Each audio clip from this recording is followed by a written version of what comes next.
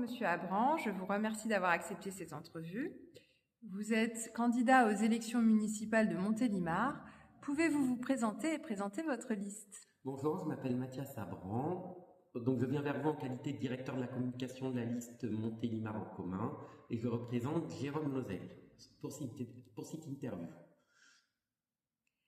Les citoyens aspirent à décider potentiellement par référendum. La démocratie directe locale existe en Suisse, en Allemagne, en Finlande. Est-ce que c'est un sujet que vous avez travaillé? Quel rôle souhaitez-vous donner aux habitants dans les décisions locales si vous êtes élu? Si nous sommes élus, nous voulons donner aux habitants le rôle central dans la vie démocratique locale. L'équipe municipale appliquera le programme pour lequel elle a été élue.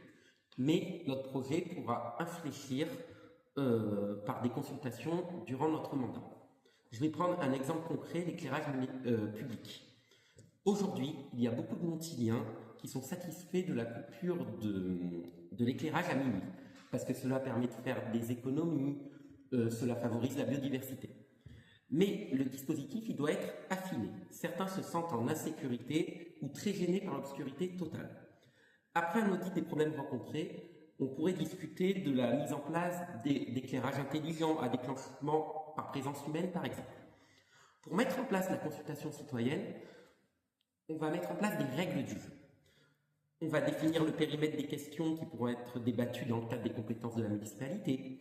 On va déclencher un seuil pour déclencher le processus 5% de signatures et surtout représentatif de tous les quartiers pour qu'un petit groupe de personnes ne peut pas prendre le pouvoir. Et on organisera un débat avec des réunions publiques qui permettra d'avoir les informations et de recueillir les questions et les avis. On étudiera la faisabilité technique et le coût du projet pour aider les citoyens à les prioriser. Et enfin, et c'est le primordial, la municipalité s'engage à respecter le processus et les choix qui auront été faits. On mettra en place des conseils de quartier dotés de moyens réels avec un budget dédié et un pouvoir d'initiative qui permettra de jouer le rôle de relais entre les citoyens et le conseil municipal. Nous pourrons créer aussi des assemblées citoyennes thématiques, je pense à l'urbanisme, à l'adaptation face au réchauffement climatique et aux mobilités. Et enfin, on développera aussi une plateforme numérique participative qui permettra de proposer des idées avec les projets municipaux, mais aussi que les habitants puissent consulter les dossiers et dialoguer avec la mairie en toute transparence.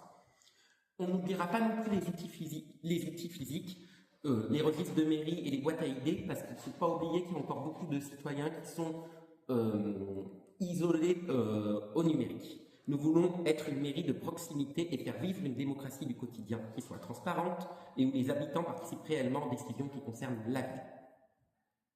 Merci. Les maires ont le droit de parrainer, mais 7 maires sur 10 ne parrainent pas. Si vous êtes élu, quels seraient vos critères? Le parrainage d'un candidat à l'élection présidentielle, c'est avant tout un acte démocratique important. Il permet à différentes sensibilités politiques de pouvoir participer au débat national et ça garantit aussi le pluralisme dans notre démocratie. En même temps, nous comprenons parfaitement que beaucoup de maires choisissent de ne pas parrainer parce qu'ils veulent rester le maire de tous les habitants et au-delà des clivages politiques. Pour notre part, nous considérons que le parrainage n'est pas forcément un soutien politique, mais plutôt une manière de permettre l'expression démocratique. Si nous devons parrainer un candidat, notre critère sera clair. Il doit respecter les valeurs républicaines et laïques, c'est très important, l'état de droit et le fonctionnement démocratique, ainsi que les principes d'égalité et de justice qui fondent notre République. Dans tous les cas, nous pensons que cela doit se faire avec responsabilité et transparence vis-à-vis des habitants. Je vous remercie.